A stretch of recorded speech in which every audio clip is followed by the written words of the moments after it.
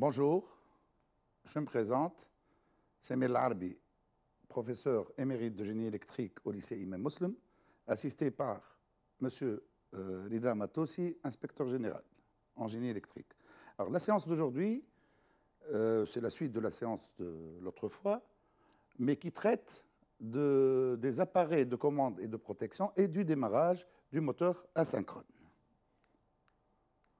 Alors, on va commencer par les appareils de commande et de protection du moteur. En premier lieu, on a le disjoncteur. Alors, le disjoncteur se compose, entre autres, de ce symbole et de ce symbole. Là, c'est le relais magnétique et là, c'est un relais thermique. Donc, l'ensemble, c'est le relais magnétothermique. Donc, c'est un disjoncteur magnétothermique. Alors, le disjoncteur, il est différentiel, il a pour rôle d'assurer la protection des circuits et des personnes. Il protège les circuits contre les surintensités en cas de surcharge ou bien de court-circuit. Pour la surcharge, c'est le relais thermique. Pour les courts-circuits, c'est le relais magnétique. Et aussi la protection des personnes contre les contacts indirects avec le courant, ce qu'on appelle les fuites de courant à la terre. Alors, ensuite, on a le sectionneur porte-fusible. Le sectionneur, c'est un appareil de commande manipulé manuellement. Il ne possède pas de pouvoir de coupure. Là, c'est son symbole. Là, ce sont deux types de sectionneurs porte-fusibles. Donc, le sectionneur, il est là pour commander. Et lorsqu'il porte des fusibles, il est là aussi pour protéger. Et le fusible, on va voir tout à l'heure, contre quoi il protège. Donc, comme on l'a dit, cet appareil ne possède pas de pouvoir de coupure, donc il doit être impérativement manipulé à vide, jamais en charge. Alors, le sectionneur permet donc d'établir ou d'interrompre des circuits électriques à vide, et ça, c'est la commande. Ces contacts sont commandés manuellement, comme on l'a dit. Dans notre cas, il a pour rôle d'isoler le moteur. Donc, là, on a un appareil de commande, qui est le contacteur de puissance. Voici deux exemples. Là, c'est l'axe de la bobine qui, lorsqu'elle est alimentée, elle crée un champ magnétique qui attire ce contact-là, en bleu, qui, lui, va ouvrir les contacts qui sont fermés et fermer ceux qui sont ouverts. Alors, ce contacteur, il est destiné à établir ou interrompre des circuits électriques en charge, tels que le moteur. Ces contacts sont commandés par un électroaimant, comme on vient de le dire, qui est la bobine avec ses contacts.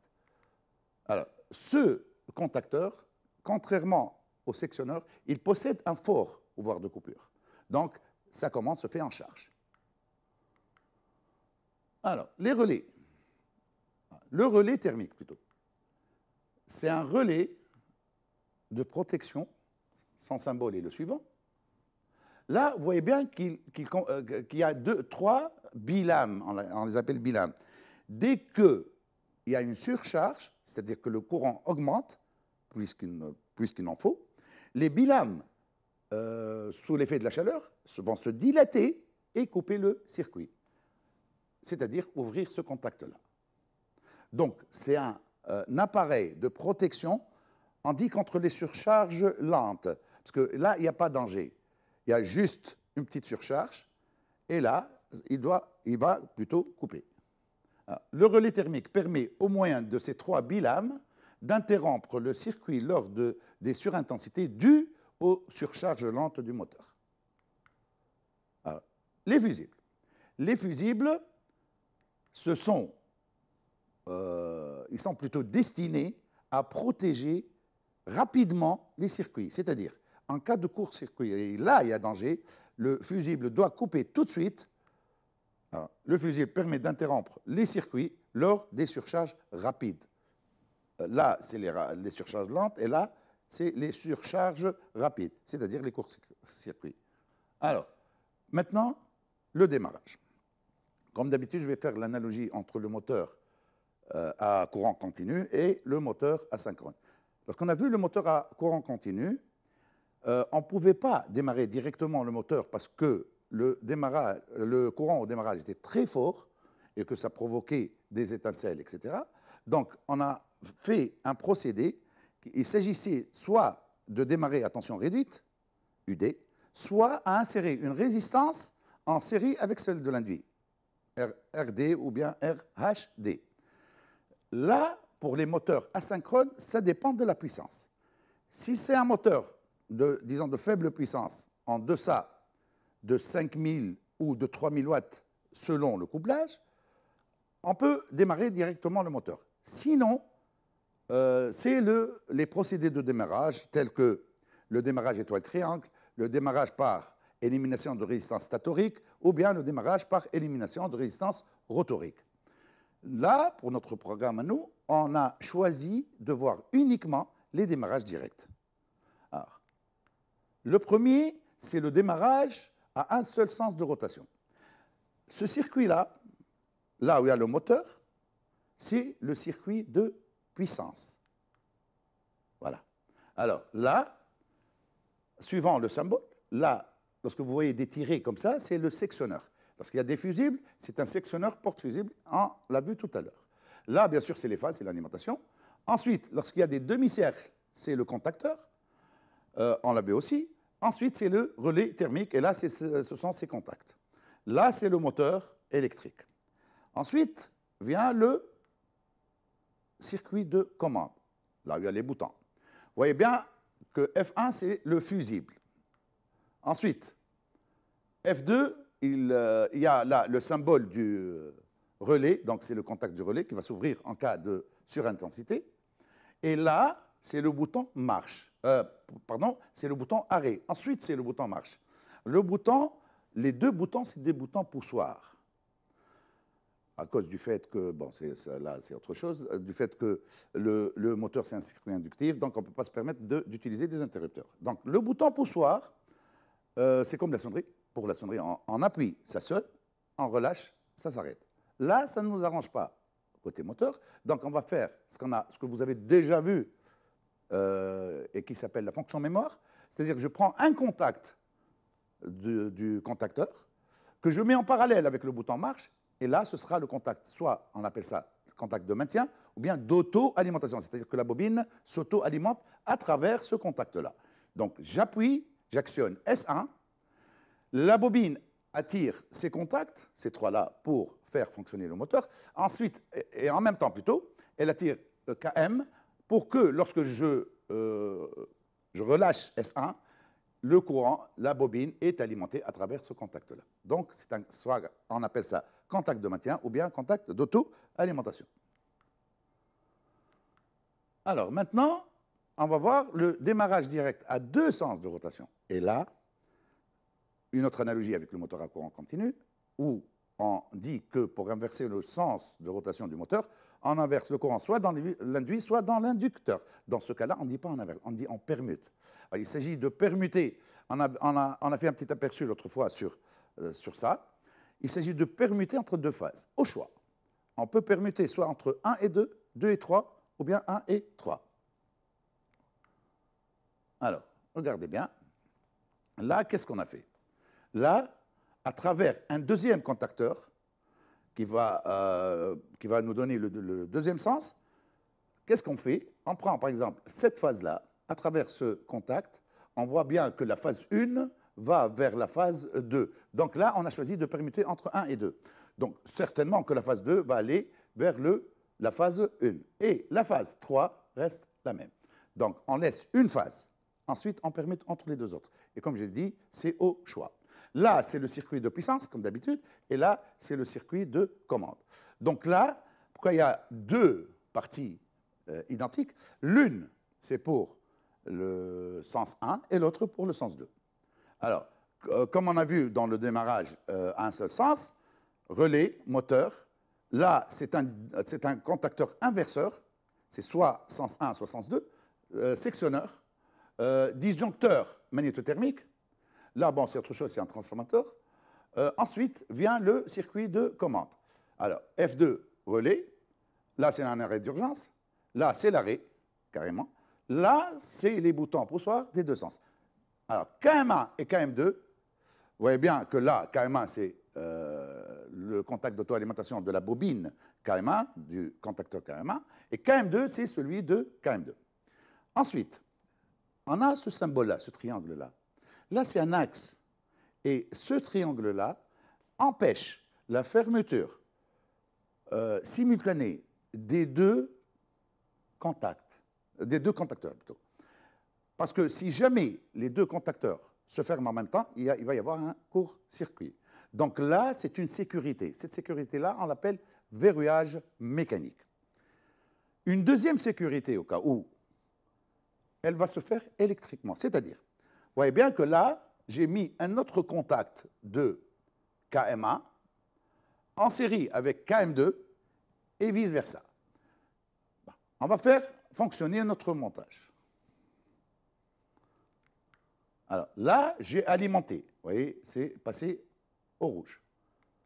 Alors là, j'ai fermé le disjoncteur. J'ai la tension présente ici. Ensuite, là, on a actionné S1, disons, S2 plutôt. Alors, le contact d'auto-alimentation s'est fermé. La bobine KM1 est alimentée.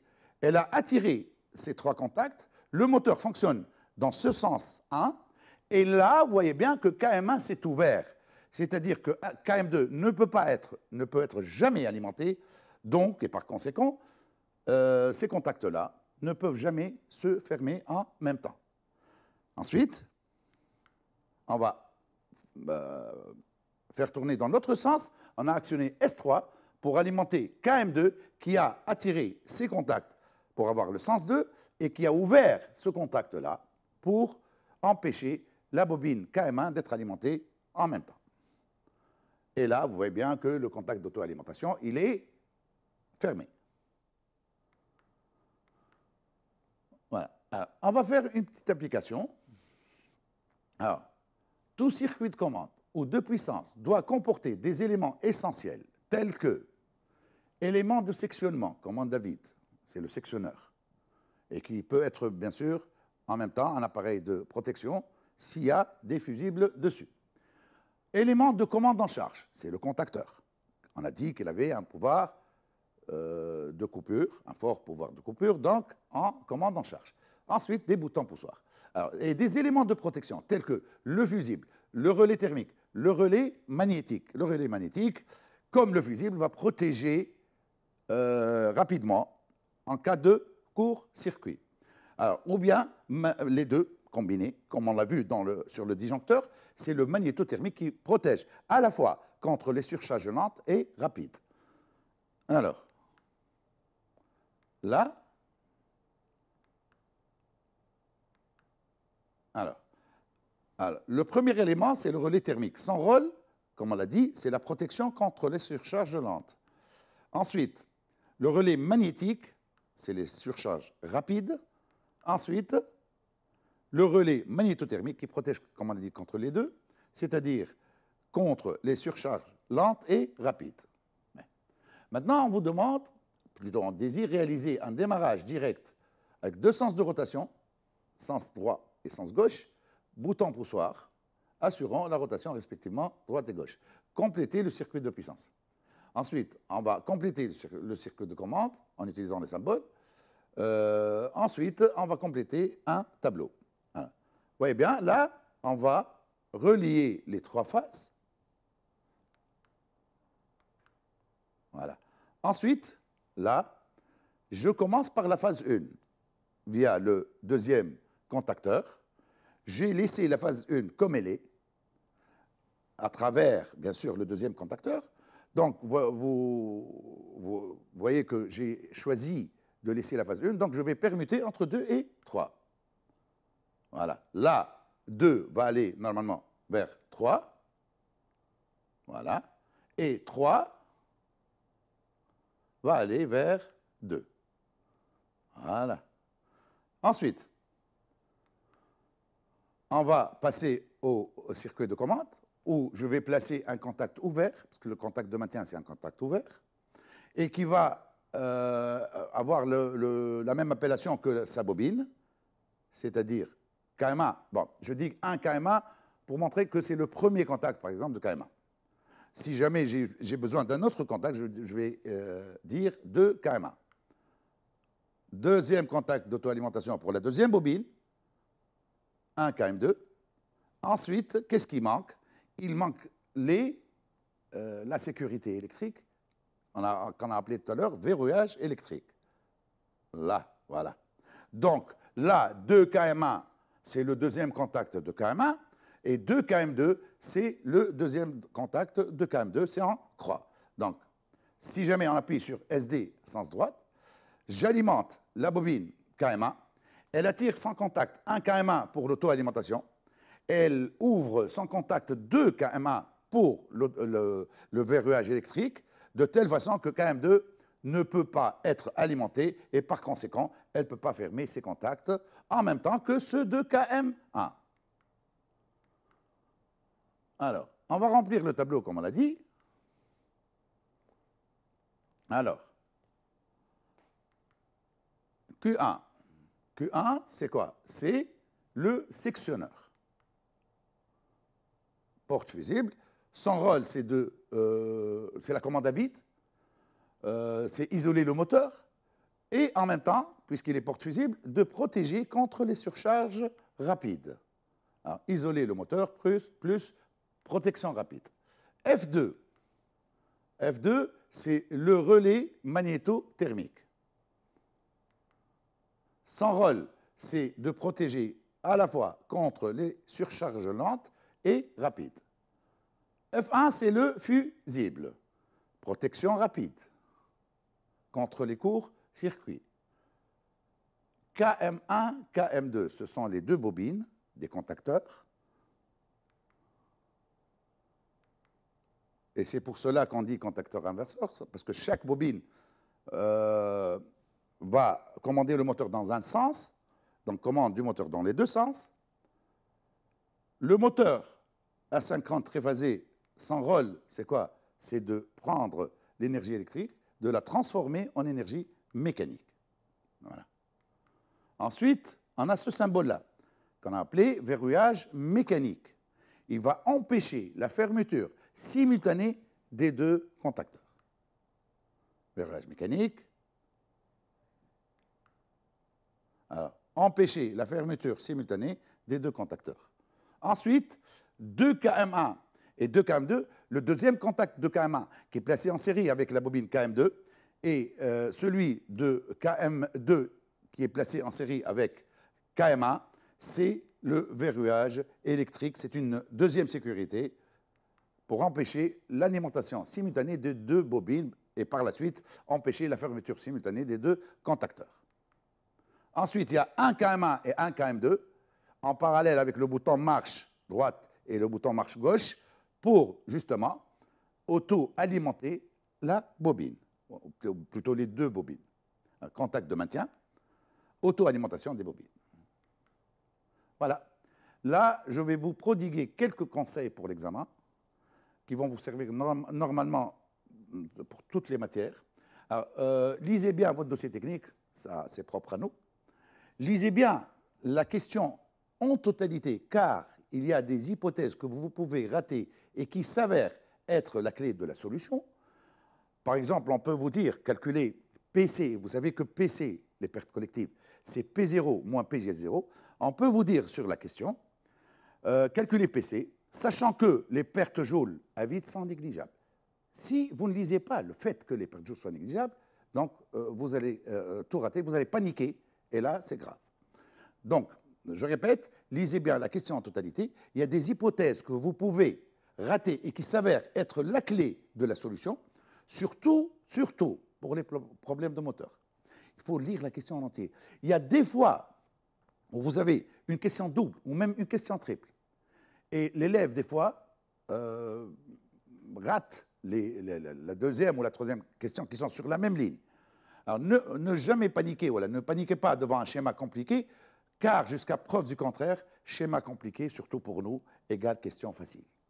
Alors, parcourez le dossier pédagogique sur lequel vous allez travailler, le dossier réponse, pour repérer les parties que vous êtes sûr de faire. Il faut parcourir le dossier en premier, Ensuite, vous allez repérer justement ce que vous pouvez faire en premier. Ensuite, vous revenez aux autres parties. Travaillez ces parties, puis revenez aux parties qui vous paraissent difficiles. Ceci s'appelle, bon, tanouché. Alors, maintenant, si jamais vous butez sur une question, ne paniquez pas, parce que paniquer vous empêche de répondre même aux questions les plus faciles. Passez à une autre question. Dans nos épreuves, les différentes parties sont généralement distinctes. N'oubliez pas que l'élève n'est jamais sanctionné, Inch'Allah, 2 fois de suite. C'est-à-dire que si jamais vous avez un exercice où il y a 4 questions, vous vous trompez sur la première question. Sur les autres questions, si les formules sont justes, vous avez votre note en entier. Alors, sachez doser, bien sûr, très important, entre le temps que vous allouez au génie électrique et au génie mécanique. Parce que imaginez que vous passiez 3 heures pour le génie mécanique, par exemple. Ensuite, vous rendez compte qu'il reste uniquement 1 heure pour l'autre partie. Là, c'est la panique totale. Donc, essayez de bien doser 2 heures pour le génie mécanique et 2 heures pour le génie électrique. Bon, éventuellement, si jamais vous allouez 2 heures pour l'une des parties, l'autre partie, bon, si jamais ça vous demande 2 heures, sinon, le temps qui reste, vous revenez à l'autre partie. Alors, ne sous-estimez aucune question, surtout les plus faciles. Si l'examen ou l'une de ces parties vous paraît facile, ne vous précipitez pas. Travaillez aussi lentement et aussi sûrement que pour un examen difficile. Gardez la tête froide devant toutes les situations et dites-vous que vous avez bien révisé et que vous êtes capable de résoudre n'importe quelle question. Et moi, je sais que vous en êtes vraiment capable. Bonne chance. Au Rabbi Ma'ak.